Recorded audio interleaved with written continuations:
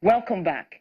If you want to ask questions about the topic, the number to call is 0808-054-2233.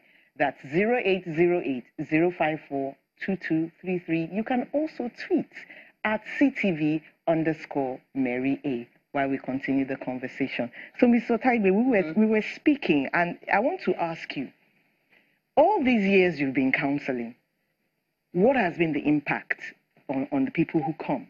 Okay.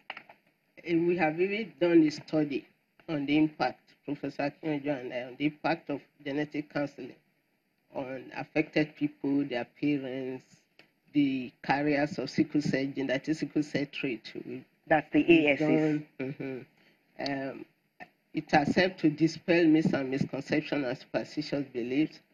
Also, inheritance, natural history, and also the general management of people with sickle cell disorder.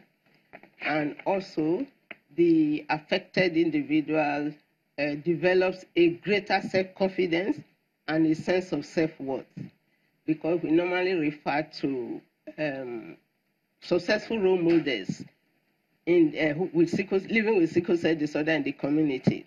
So we refer to all these, we show them pictures, but some of them, they are stigmatized, they think they can't make it, they think they are subnormal, they are not a human being. But when you manage them, when they are under good management, they can do well. So also, it has helped to reduce the morbidity, that is frequency of illnesses.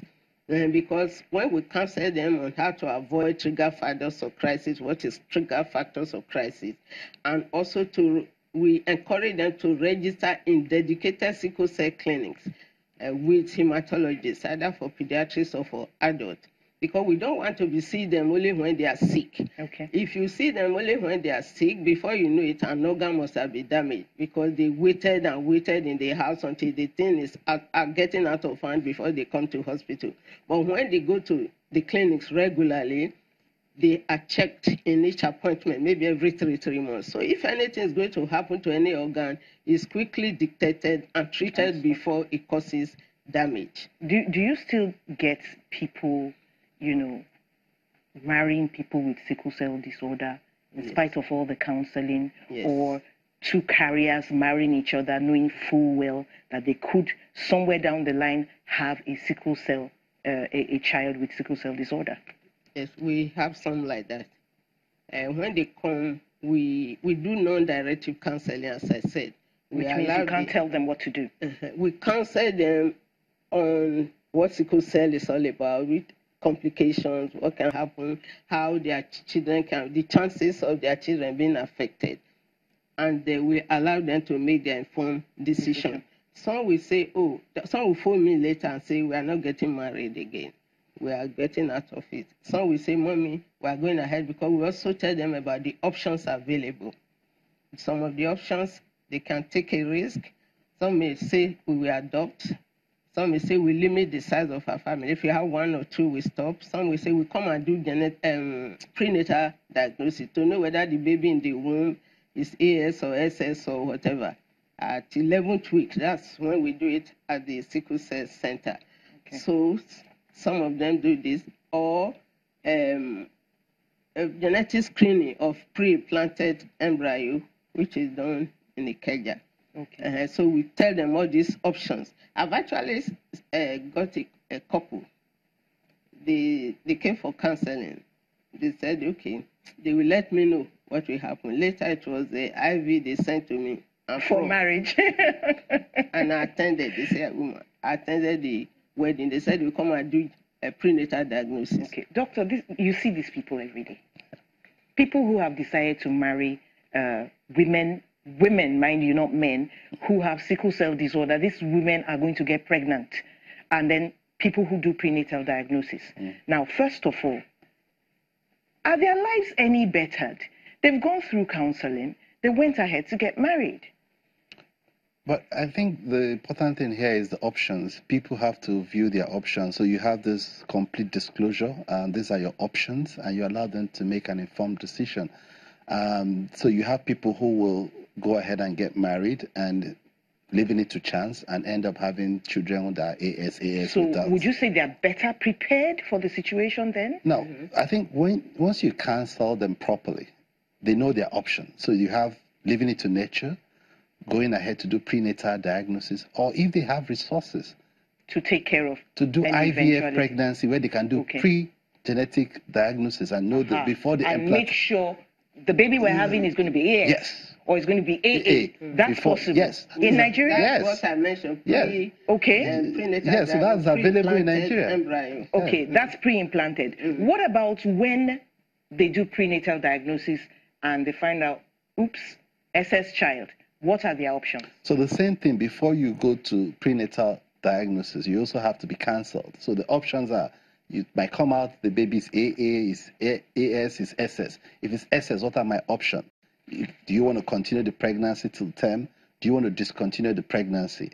And if you decide to take the pregnancy to term, is there any other additional risk? If you decide to terminate the pregnancy, what are the risks associated with termination? Where can you get those services? These are options. Is this termination allowed? I mean, now we have a law that is restrictive when it comes to procurement of abortion, but you must give the patient the option. These are the things that should be discussed even before you go ahead with the prenatal diagnosis. And sometimes where services are not available locally, people can source for these services even outside Nigeria. Now, obviously, okay, you want to add something? Actually, we don't really tell them go and do a termination or don't do termination. Definitely, non-directive. We give them the result.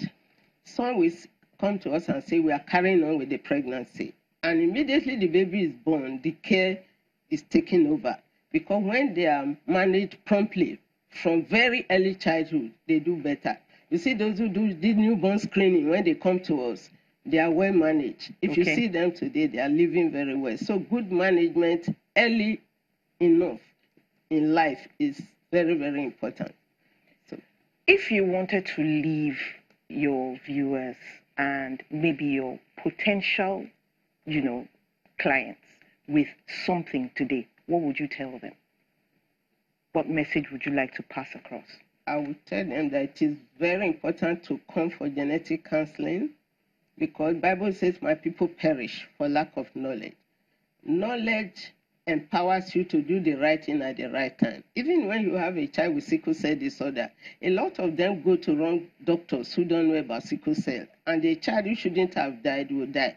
But when they come for counseling, we direct them to the appropriate dedicated clinics where they can receive the good management to enable the child to grow healthily. And because of that, we can see, because of the good management, advance in management of sickle cell disorder, we see them now living old age. Yes.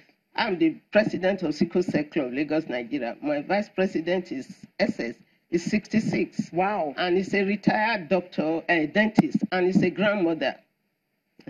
So, she's a dentist. She had a job. Yes, she's a grandmother.